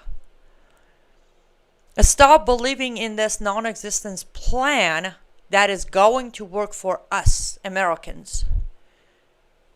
And we ran out of time. The whole, well, he's fixing Biden's this and he's fixing Biden's that and he's fixing that. It's been 11 months. And again, I'm actually amazed. You know, I'm Middle Eastern, given Iranian, right? I'm bothered by the amount of investment of time, energy, policy, all that he's putting into Middle East. How can you as Americans not be? How are you okay that instead of putting this time into fixing what's broken here in America, he's spending it over there? Again, physically traveling. Somebody had the most amazing comment, which I'm going to be honest with you, I did laugh because I felt like if I don't laugh, I'm going to cry. And the comment was, why do we have to always go there? This time we're going to fly al-Shara to DC. Like, how badly do you run out of excuses to cover up for Trump's action that your excuse is Trump has traveled to Middle East too much already. It's time for al-Shara to come. This isn't a Christmas party. It's not a Thanksgiving dinner, bro. You don't invite jihadists into our country, into our Capitol Hill, or to our White House. And again, because I saw the reaction by Republicans toward Obama, I can sit here and say you're a bunch of hypocrites. Because when Obama did it with Muslim Brotherhood, as I broke down the whole legal terms and the crime and level of it, you guys were, woo. That was the time that I had hopes that, yes, with this much understanding of danger, we can win this. What I failed to understand is the knowledge only applies to the opposition.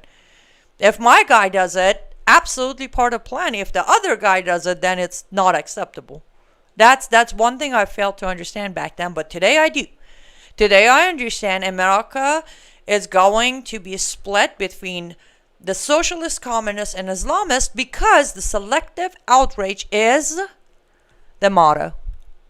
Because we don't criticize people we trust.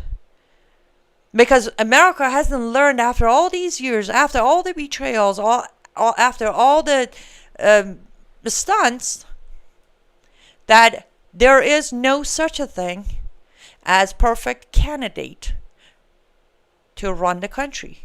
That is why our founding fathers put that in our hands as we the people, not one man running it. So the selective outrage will not end. Don't get me wrong, I'm not doing all of this today. 1 second. You gotta step down, Mama. You're stopping the fan. There you go. I'm almost done here. Apologize. I didn't do this long show today because I'm like, oh, we're going to get off air and 9 out of 10 people of my audience are going to say, stop the selective outrage. We're going to go in. That's not, I don't do delusion. I don't do false hope. I do behavioral pattern. And behavioral pattern has proven that Republicans will stay Republicans. Democrats are going to stay Democrats. Jay Jones is a perfect example. The guy stands there and says, I want to put a bullet in my opponent's head and his entire family, and they still vote for him. Right? It's that they want to belong.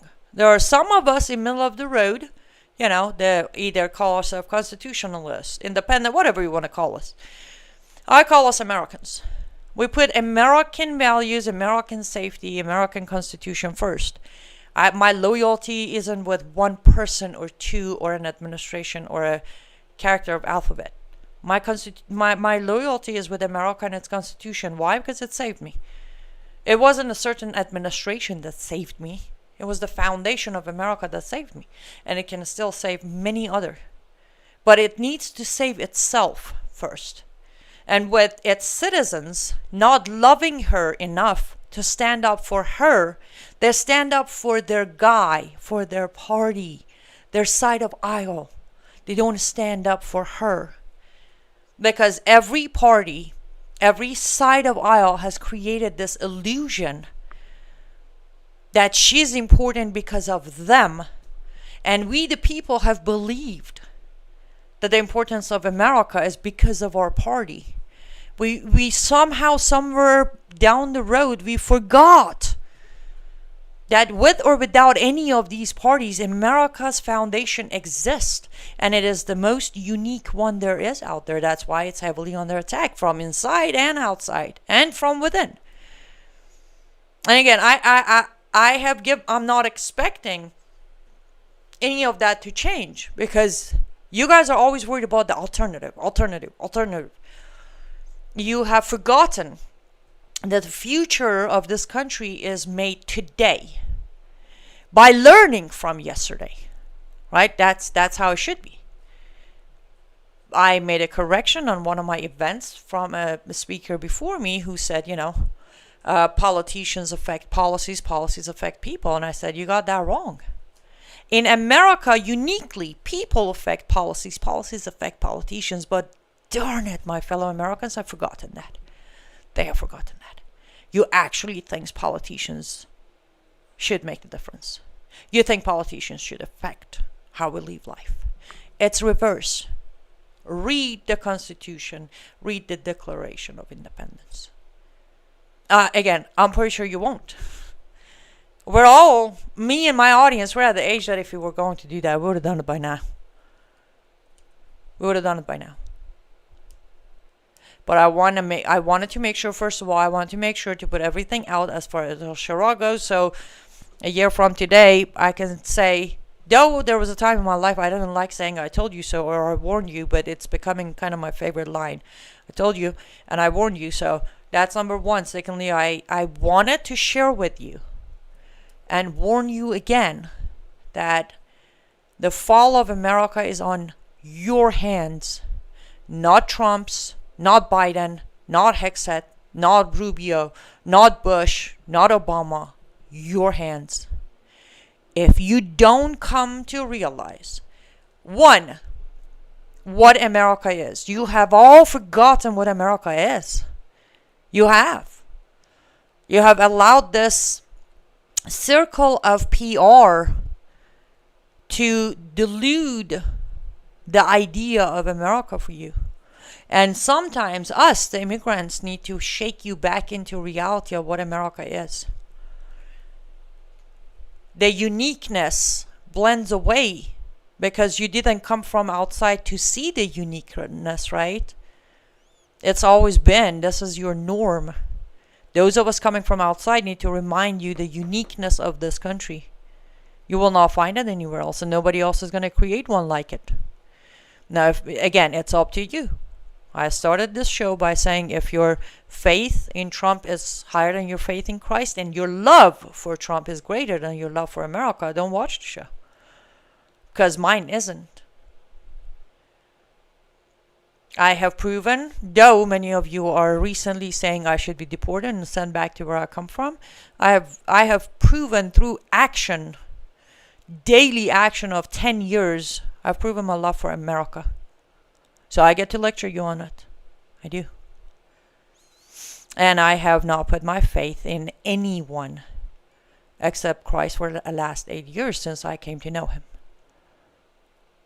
But the question is, how many Americans are willing to stop their hatred for the other party and their hatred for the neighbor who has the LGBTQ flag and their hatred for that guy who voted for the... When are you going to end that? And today, as I speak to you, I can't say Democrats are the only one hating. From what I have faced from Trump supporters in the last 5 months of my life, both sides equally know how to hate, and they are not shy from hating same level from each other. Same level. And that's the thing. As long as the division in this country is based on hate, which is by design, the conquering of this country will not be that hard at all. It's actually pretty easy. Final words. Cursed is the man who trusts in man. Amen, Zelda. Thank you, John. I appreciate you as well. Okay. I have about a minute or less to wrap this up. So let me do this. For those of you who actually stayed with me for 2 full hours, I appreciate you. For those of you who like to support what I do, and this is not me, that's not a tooth in my own horn, but I do make reports that you don't genuinely find anywhere else because not enough people have the I don't care what you think of me attitude like me. So they sugarcoat things, they hide things, and they don't have the ability of translation that I do.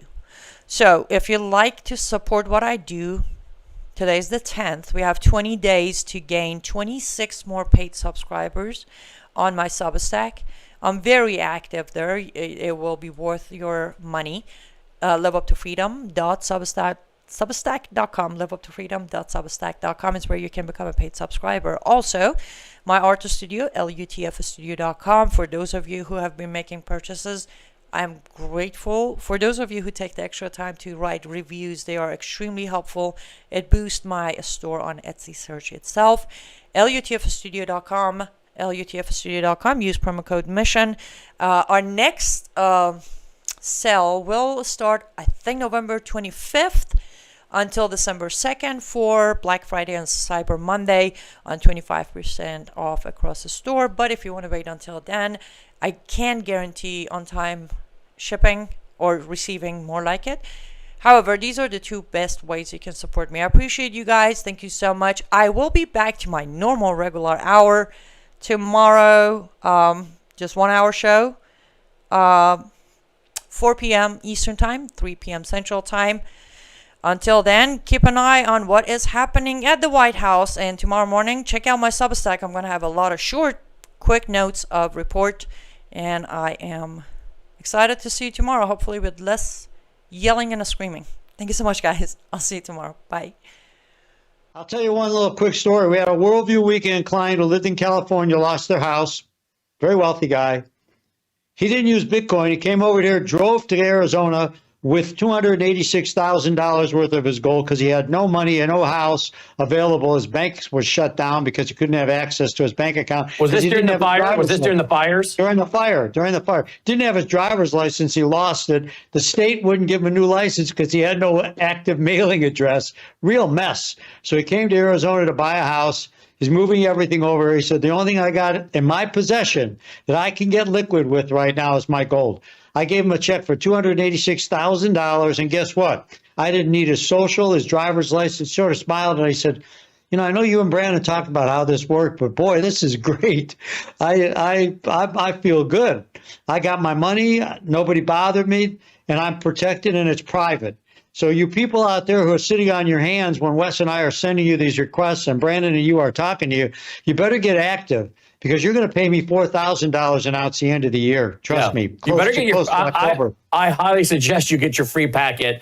You don't have to do anything. It's free, no obligation. Just simply go to worldviewgold.com, fill out the form, worldviewgold.com, or just text Wes and give him your name and address and say, I want the free packet. That's all you got to do. 602